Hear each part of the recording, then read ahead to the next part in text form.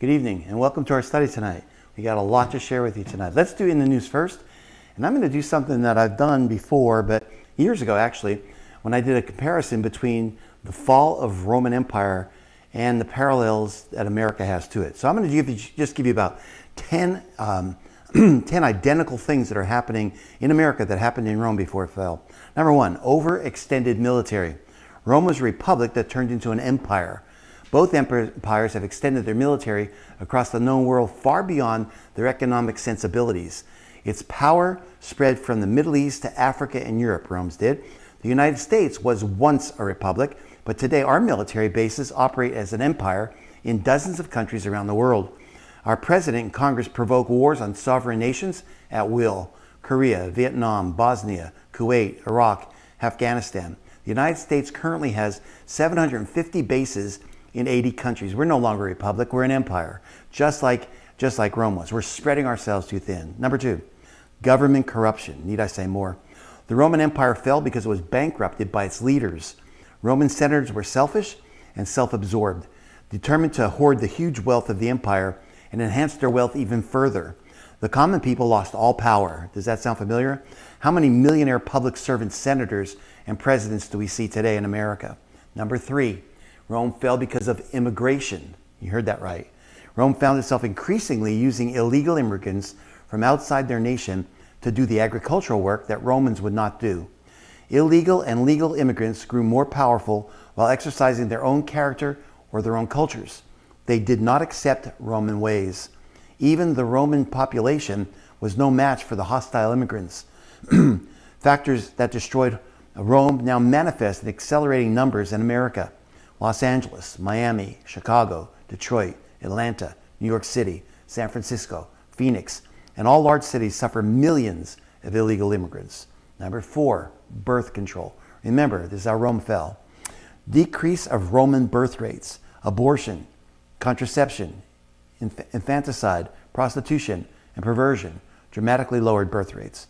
For the last 3 years, America has the lowest birth rates it's ever had. So it's right on par with that. Number five, elimination of the middle class. The middle class of ancient Rome were equestrians. They were the merchants and the traders and were allowed certain political positions. In the earliest days of the Republic, Rome's taxes were quite modest, consistently maintaining a wealth tax on all forms of property, including land, houses, slaves, animals, money, and personal effects.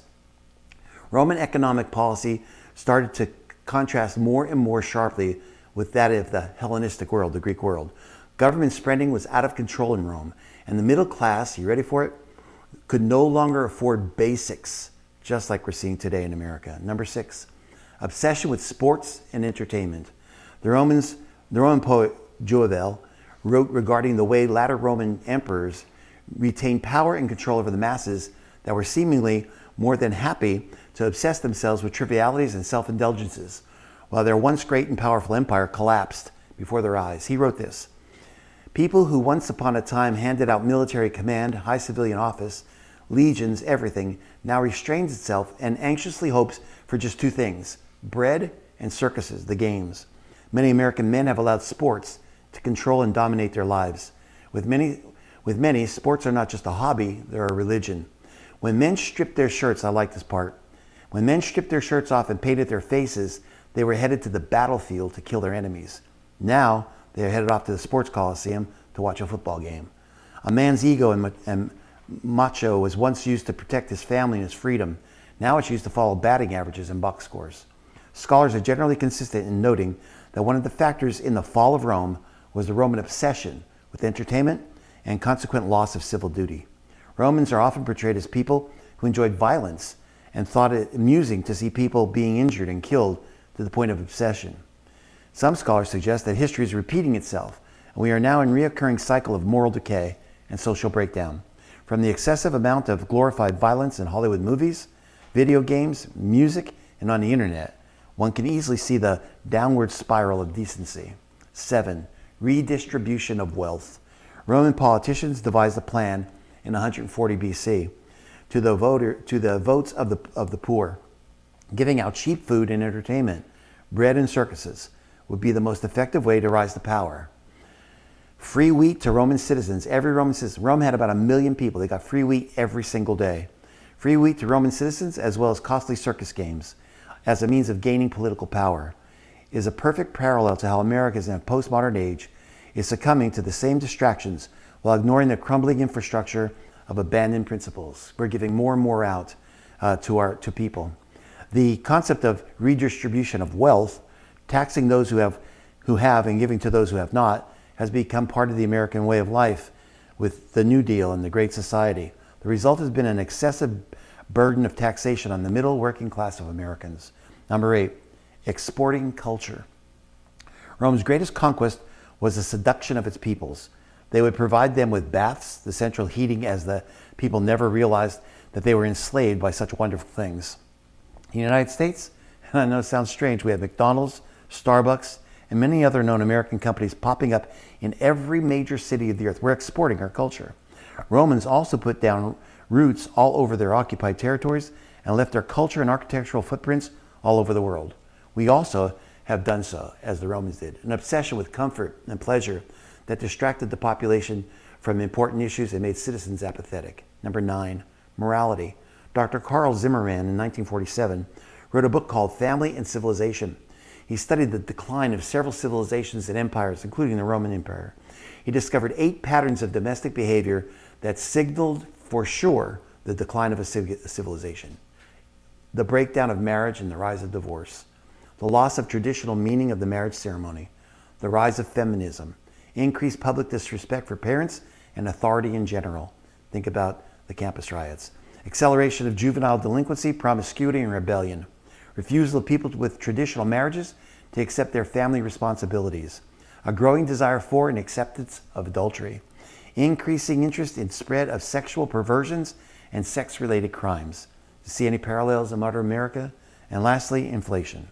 As early as the rule of Nero, which is 54 AD, there's evidence that the demand for revenue led to the debasement of the Roman coinage.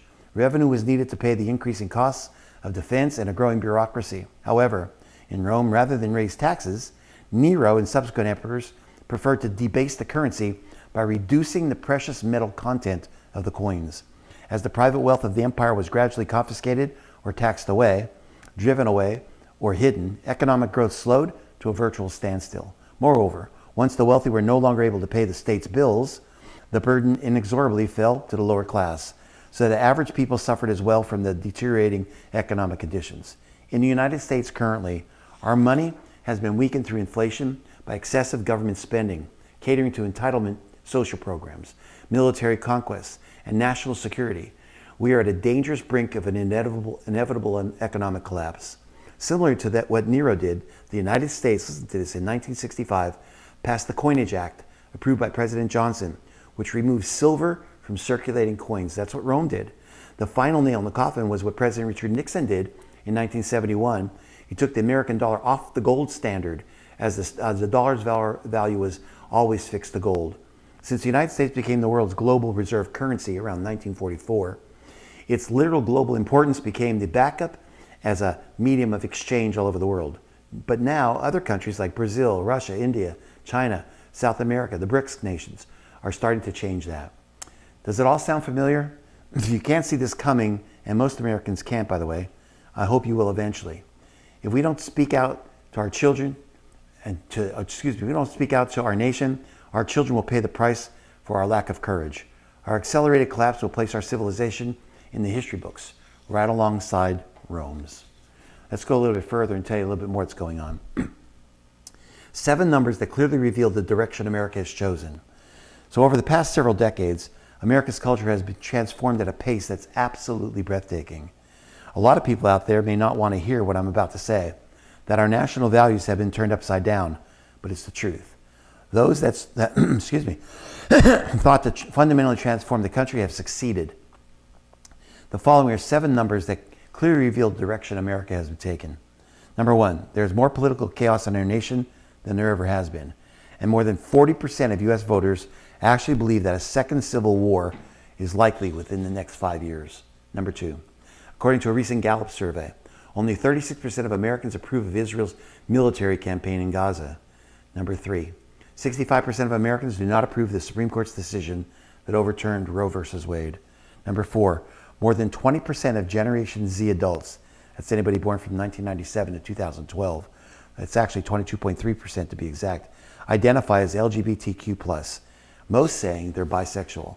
Number 5, according to the Daily Mail, the number of transgender troops in the United States Army has doubled since 2020. Number 6, by a vote of 692 to 51, the United Methodist Church has voted to approve LGBTQ clergy and same-sex weddings in their churches. Number 7, only 3.6 million babies were born in the U.S. last year, and the birth rate is now the lowest level ever recorded. If you go back to 1960, the average U.S. women gave birth to 3.65 children during a lifetime. Today, that number has fallen way down to 1.4. It's often said that children are the future of our society, but we have greatly devalued marriage and parenthood. Meanwhile, birth rates are still very high in many nations in the Middle East and elsewhere. Given enough time, those that are willing to multiply would become increasingly powerful, and those that are not willing to multiply will become increasingly less powerful. So at this point, we live in an upside-down society that has rejected the values that this nation was founded upon. If we stay on this path, there isn't going to be a future for America. And that, my friend, is the truth. These are things that nobody wants to say. I'm not crazy about saying them, but the writing's on the wall. And if we're not told this, we're going to be blindsided. But obviously, you're being told it. Another poll shocker. More than 100 million Americans expect civil war within 5 years. This is an unrelated article, but it's related to the last one I told you. A stunning new poll shows that more than 100 million Americans, 42% of the nation's population, believe there could be another civil war within the next 5 years. The Rasmussen report was released on this past Thursday. Not even half said they don't think it's likely. Rasmussen said such discussions got a boost after the new movie Civil War made its debut as #1 at the box office last month. 37% of voters believe another civil war is more likely to happen if President Joe Biden wins this year's election, while 25% think another civil war is more likely if former President Donald Trump wins. 30% say who wins this year's election will not make much of a difference in the likelihood of a civil war.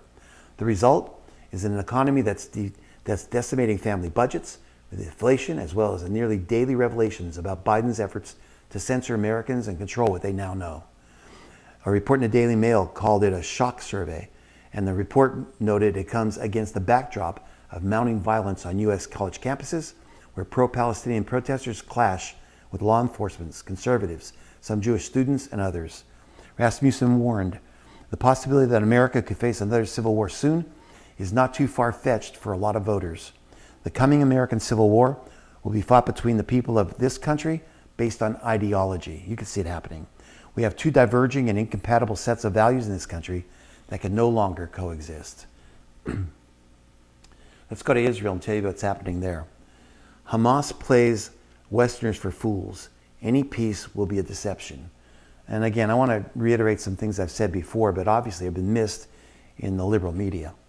So after slaughtering 1,200 Israelis and kidnapping 240 others on October 7th, 2023, the Iran-backed Hamas terror group is again trying to include the Biden administration and the European Union into believing that it has accepted a two-state solution. The solution envisages the creation of a sovereign and independent Palestinian state next to Israel. They want two states on the entire lands of the West Bank, Gaza Strip, and East Jerusalem.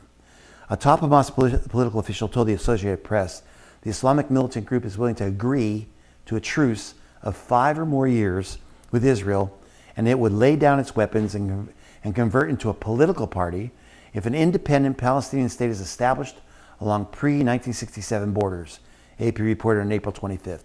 That is a large, big, fat lie. Let me read again something I read a long time ago.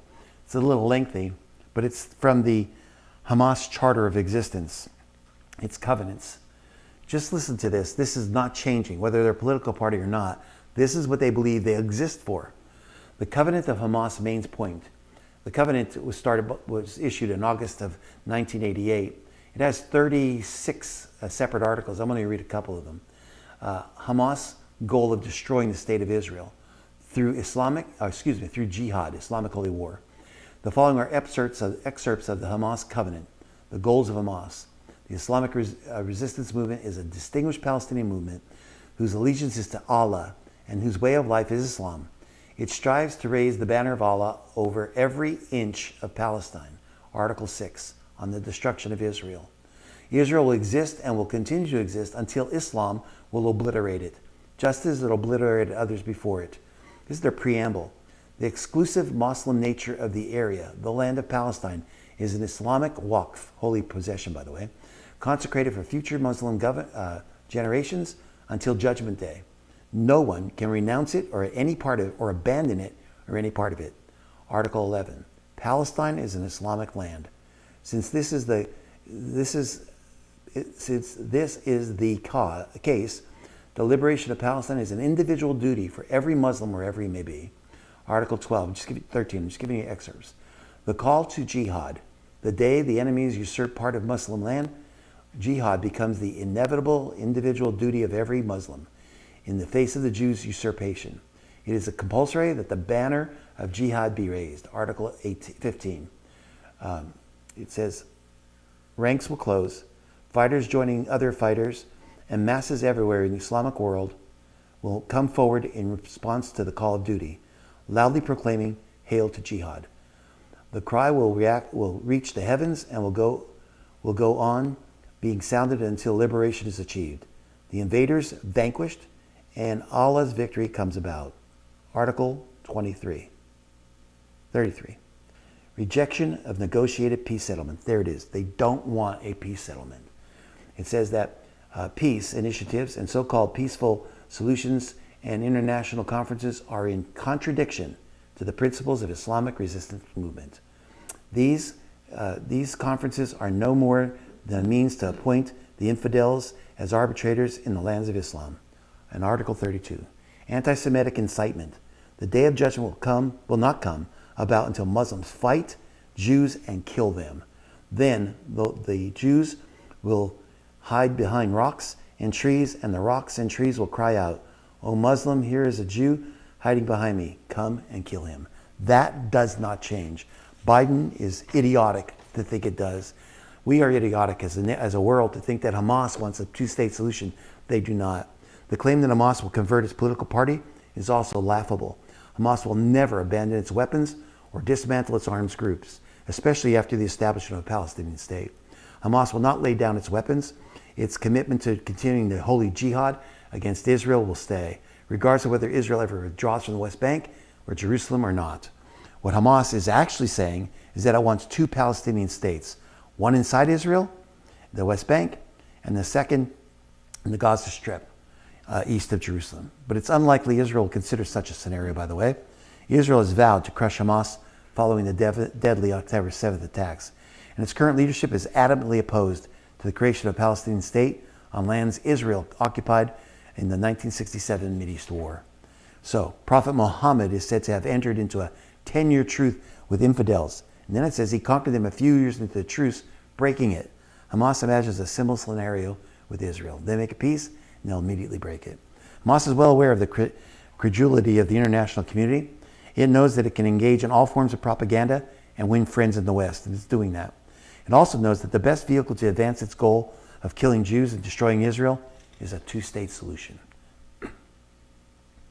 Well, obviously you know by now that the news that I give you is not really great news. It's news that's horrific if you really want to know it. It's a dire warning, and I would be less than remiss if I didn't give you this, because as we close towards the end of the age, and I believe we're getting there, things will not get better. And I'd love to be able to tell you they will, and they will, when Jesus comes and rules this planet, but not until. This one's under economics.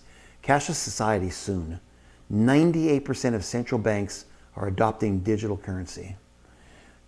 Klaus Schwab and his merry band of globalists have been keeping a low profile as they push DEI, diversity, equity, and inclusion, over the world.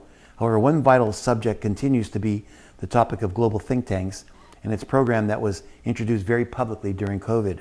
Every person that cares about economic freedom should be wary of central bank digital currency, CBDCs, as perhaps the biggest threat to human liberty since the attempted introduction of vaccine passports. 98% of all central banks are now pursuing CBDC currencies and programs. So what am I telling you? The end of fiat currency is coming. They may start pulling in $100 bills, may start pulling in $50 bills. Eventually they're going to start giving more CBDs for the money that you have. As the Bank of England modernizes its program, the intent is to introduce a fully digitized security system that is future-proofed for incremental adoption of distributed ledger technology, DLT. The tokenization of assets involves creating digital tokens for real estate, equities, digital art, intellectual property, and even cash. The unified ledger is essentially another term for a one world digital currency. Where did we ever hear that before? A one world currency you can't buy or sell. Listen, John was way ahead of the game 2,000 years ago.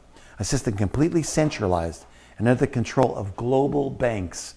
The BIS predicts that there will be at least 9 major CBDCs in circulation by the year 2028. This is likely an understatement. Imagine a world in which all trade is monitored, all revenues are monitored, and transactions can be blocked if they're found to be offensive mandates of the system. Imagine a world where your ability to spend money can be limited to certain retailers, certain services, certain products, and chosen regions based on your politics, your social credit score, and your background. Even now, we have universities, the Ivy League universities, wanting to divest from Israel without any CBDCs. Imagine if they had the control, if a government had control of those. The control that comes with CBDCs is immense and allows for complete micromanagement of the entire population of planet Earth. The fact that 98% of central banks are already adopting this technology should be one of the biggest news stories of the decade, but you have not heard a single word about it on any American television news outlet. Not one single word. And this is looming in our future, and nobody's talking about it. Let me go a little bit further, just to be able to tell you that this is flowing right into the hands of it. Consumers feel the economic shift. Uncertain outlook for the rest of 2024. Maybe you could feel it too. So many are deeply troubled about economic conditions. It's almost as if a tremendous chill descended upon the U.S. economy as the second quarter of 2024 began. It appears that an absolutely enormous economic shift of historic proportions is now taking place right in front of our eyes. Let me give you an example. A listener of this program, of our output, who lives near Seattle, recently wrote to me about a horrible downturn that she's witnessing in the tech industry, and she said that we could be sharing this information. I live in the tech corridor outside of Seattle, and practically no one can find a job in tech. Apparently, the cost of AI processors and servers are so expensive that large tech companies are laying off workers to accommodate for the increased infrastructure costs. I would estimate, she says, that 50% of the people I know in tech are unemployed, including myself and my spouse. I've also heard of more rounds of layoffs coming up. I went over to Microsoft the other morning to have coffee with an ex-colleague, and it's a ghost town. No one in the conference rooms or in the offices. Maybe people are working from home, but it sure felt very different. She's right. Vast hordes of tech workers have already been laid off, and more will be hitting the bricks soon. But the tech industry is supposed to be one of our economic bright spots. If things are this bad for tech industry, what does it say about the economy as a whole? Over the past year or so, pretty much everyone who's looked for a job says the same thing. The job market is brutal right now. They've applied to dozens, if not hundreds of openings, only to get 1 or 2 callbacks. No one is hiring, they say. I've never seen it this bad. And it's getting worse with each passing day. On Wednesday, we learned about even more layoffs at Google. Google fired approximately 200 employees and relocated some of their jobs overseas. Large companies all over America are looking to trim the fat, and that often means going to axe the expensive older workers. There is very little loyalty in the corporate world today. You may have given 20 years of your life to a company, but the moment you become expendable, they'll dump you like a hot potato. Millions of small businesses are really struggling right now also. During the month of April, 43% of small business renters in the United States were not able to pay their rent in full. 43% of small business renters in the United States were not able to pay their rent. Won't go on for long before they're out of business. We don't have a disease to blame this time around. Meanwhile, the total number of retail stores in the United States closed so far in 2024 is up nearly 2,600. U.S. retailers confirmed another 169 closures just last week, bringing the total so far this year, again, up to about 2,600. Stores that announced the shutterings of locations include Express, Outback Hospitality, Shop and Save, Urban Outfitters, and Walmart. We're in the midst of another real retail apocalypse. So why aren't we learning more about this? Well, with everything that's going on now, how in the world can anyone possibly claim the economy is in good shape? Economic activity is slowing down. Mass layoffs are happening all over the country. And cost of living is absolutely crushing the middle class. More people are falling out of the middle class every day. Remember the parallel to Rome? More people are falling out of the middle class every day. And at this point, there are tens of millions of Americans that are either considered to be either living in poverty or among the ranks of the working poor. Over time, higher costs and sluggish wage growth have left more Americans financially vulnerable, with many known as ALICEs, ALICES. Nearly 40 million families, or 29% of our population, fall into the category of ALICE. What is ALICE? Asset limited, income constrained, employed. It's a term to refer to households earning above the poverty level, but less than what's needed to get by.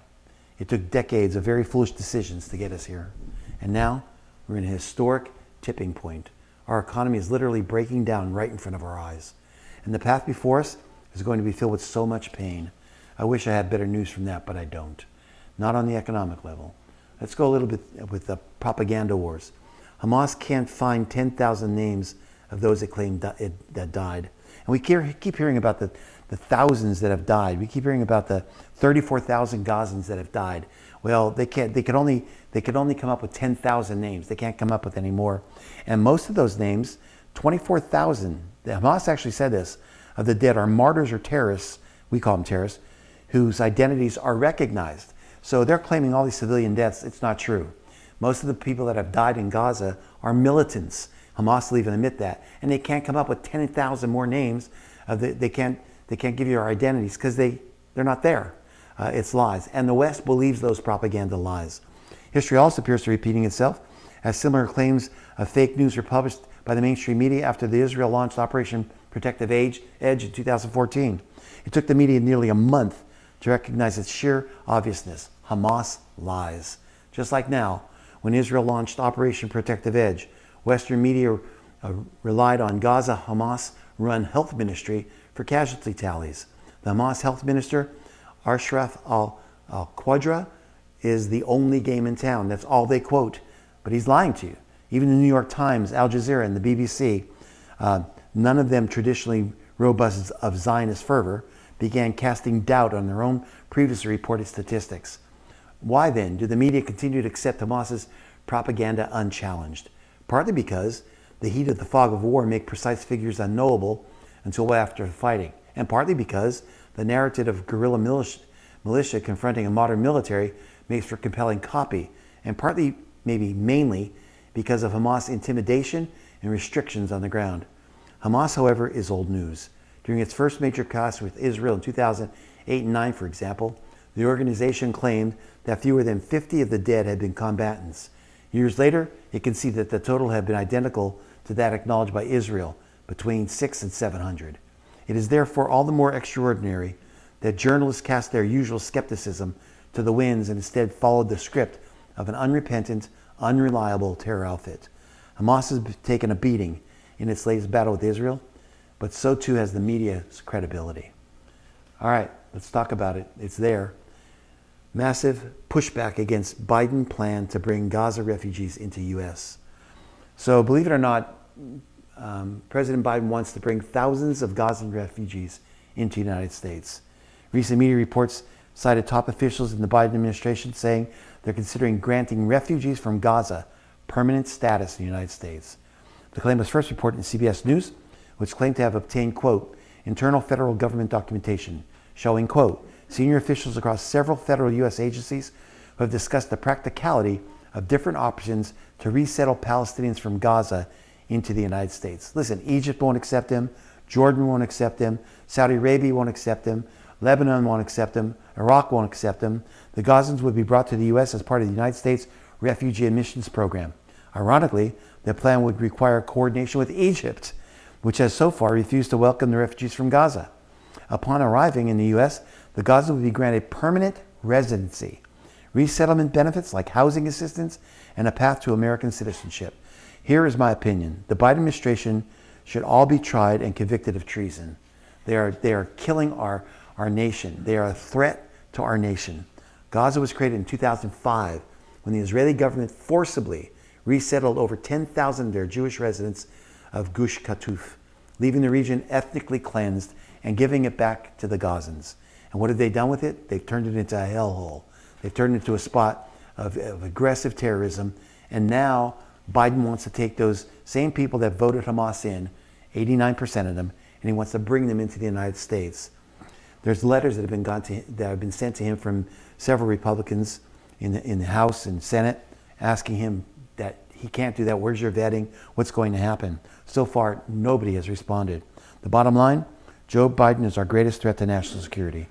Motions for impeachment should be started right now because it's already 3 years too late.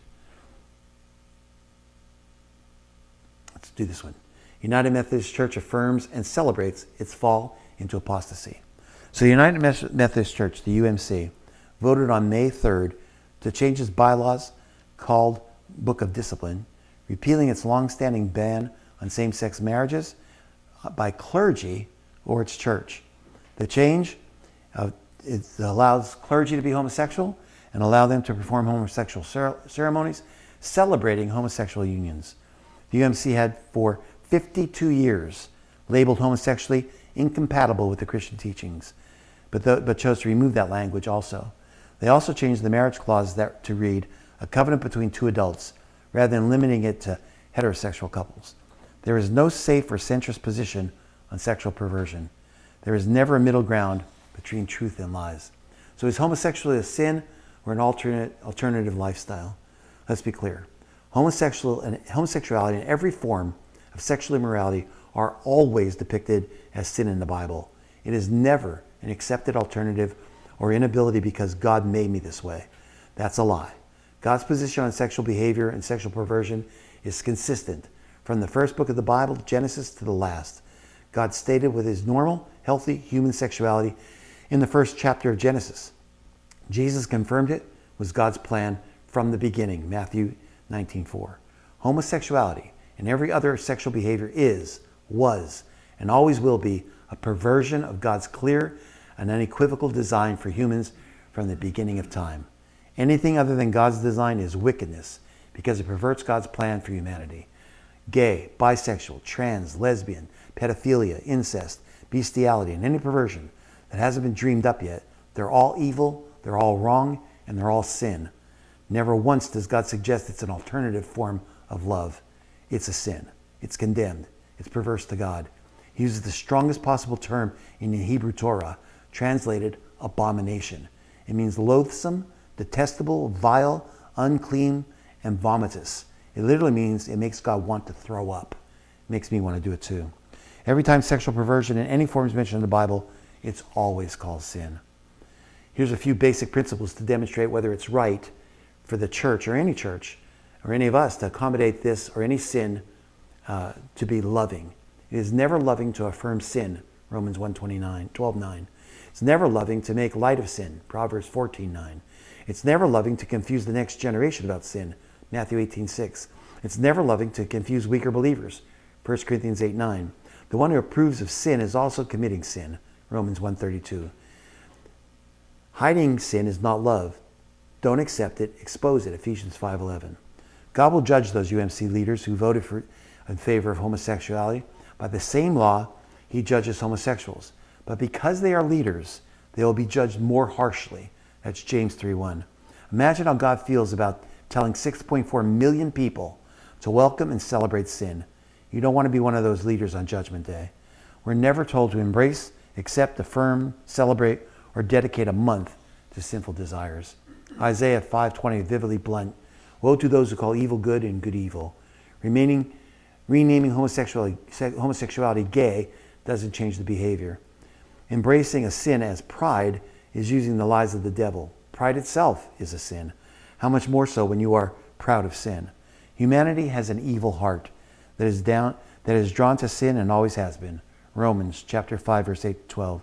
Jesus came to save us from our sins, and we can be forgiven for any unrighteousness, but we must repent and turn from it, not legalize and embrace it. You cannot be, and I'm going to say it, you cannot be a gay Christian. It's an oxymoron. Any more than you could be a Christian thief or a Christian serial murderer or a Christian rapist. It just isn't there. Anyone who sides with sexual perversion is seeking public approval, not mutual respect, not peace, and not love. God doesn't need a public approval to be right. In God's order of things, the majority may make the rules, but the majority does not rule. God rules. Righteousness is not determined by consensus. The church's position has been based on God's creation and Jesus' words for over 2,000 years. The UMC's decision changes absolutely nothing. So what can we do? Over 7,600 congregations left the UMC in 2019 over the first move towards allowing gay clergy. Many have departed since. So what do? You need to pray for those caught in an error. Pray for those confused people who don't know what to believe. Contend for the truth, Jude tells us. Offer the information here to anyone you can help. Share what I've just shared with you. You can contend for the faith without being contentious. Let me give you this one. Hostility towards Christianity increasing in U.S. and Europe. Experts are warning us of rising anti-Christian hostility, not just abroad, but here at the U.S. Sadly, American culture is increasingly hostile to traditional Christian beliefs. These cultural shifts are also having real work impacts for Christians in America who simply want to go about their lives while staying true to their faith. When Christian couples are denied a foster care license because their faith is at odds with gender ideology, or fifth graders are prevented from starting an interfaith prayer club at school, these are critical reminders that religious freedom isn't something we can take for granted. It must be defended. As the mainstream culture moves further and further away from Christian worldview, Christian beliefs that contradict progressive secular values are increasingly denounced by the culture and wrongly portrayed as being hateful or bigoted. That's what we are now. We're hateful. We have hateful speech and we're bigoted. What I just read to you, what I just told you about homosexuality is now termed hateful speech. No, it's Bible. That's not hateful speech, it's Bible. It's shocking to see Western countries, the same ones we think of as free and open societies, take authoritarian measures against Christians simply trying to live out their faith. Have you noticed? Our First Amendment rights are being trampled on. Our religious rights are being trampled on. Our freedom of speech is being trampled on. We're watching our society change drastically. Tracking and cataloging attacks against churches, including vandalism, destruction of property, arson, bomb threats, and gun-related incidents. 2023 saw 436 attacks against churches, more than double the number in 2022. And they believe it's going to end more than 8 times the number identified in 2018.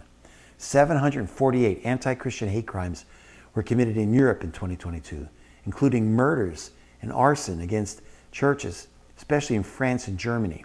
Europe linked the majority of attacks to groups with far-left, satanic, Islamic, feminist, and LGBT affiliations. Catholic Cardinal Gerhard Müller of Germany commented last year on the secular West's hostility towards Christianity. He said, quote, "I believe that today Jesus would not be condemned only because he's the Messiah, but he would in Canada or in the United States or in European countries go to prison because he spoke out the truth about marriage between a man and a woman," the Cardinal stated. All right, here you go. Like, it can't get any worse or more bizarre. This one came out this week and I have to read it to you. Biden farm priorities. Queer farming pushed as improving American agriculture. What? Queer, a new kind of farm, queer farming. The Farm Credit Administration, an independent agency that oversees the farm credit system to provide credit to farmers, sent out a newsletter to its employees titled DEIA for All. The newsletter, released quarterly, challenges employees to examine the implicit bias with tests to gain self-awareness and ensure that diversity and inclusion continues to thrive at the farm community of America. It also encourages employees to learn about the experiences of LGBTQ plus people in agriculture and to be proud of the ways FCA contributes to equality and equity in farming. All I know is that I'm not buying gay potatoes from some LGBTQ farmers. Under the leadership of Vincent Logan, the first openly gay FCA board chairman and CEO, who was appointed by President Joe Biden, the agency is making DEIA a priority. This is Farmers of America. The newsletter references Biden's Executive Order 14035 of diversity, equity, inclusion, and accessibility in the federal workforce. That's Biden's mainstay. He wants to be remembered as changing the entire culture of America and pushing LGBTQ everywhere. Section 1 of his executive order states this: as the nation's largest employer, the federal government must be a model for diversity, equity, inclusion, and accessibility, where all employees are treated with dignity and respect. According to the federal government must strengthen its ability to recruit, to hire, to develop, to promote, and retain our nation's talent and remove barriers to equal opportunity. Again, I don't care. I'm still going to eat straight potatoes. Nobody's going to get me to eat a gay potato. We'll continue to seek ways to further strengthen these important values, the FCA says. Translation, we'll continue to push discriminatory DEIA ideology in the federal workforce and leave no room for those who hold traditional values. FCA could be added to the long list of federal agencies that now have gone all in on Biden's administration of woke gender policies. And by the way, I'll give you a prediction. A kickback is coming. We're already seeing it in the media. We're already seeing some Hollywood stars band together to have their own media and not a woke media. So we're seeing it. The kickback has to come, and it needs to come very soon. Let me give you one last thing. Remember I told you about the cicadas? Well, they're coming. The cicadas emerging in 2024 belong to Brood 13 and Brood 19, are just two of the several thousand species of cicadas living around the world right now. Brood 13 and Brood 19 cicadas will emerge in the spring and summer, it's coming, of 2024. The exact dates are unclear, although scientists predict the most explosive emergence will fall within a 2 to 3 week period from mid-May through early June. They're coming, they're not here yet. They could arrive as early as late April. I read a report, there's what a band of locusts look like, or a cloud of locusts. I've actually passed through one of those years and years ago. They say that the decibel level, once they come, will be 150 dBs. Now, if you know anything, your hearing gets impaired after 80 decibels. 150 decibels. And very soon, everywhere, even in Alabama, you'll be able to go outside and you will hear them. You may not hear the big hordes, but you're going to hear them because they're going to be absolutely everywhere.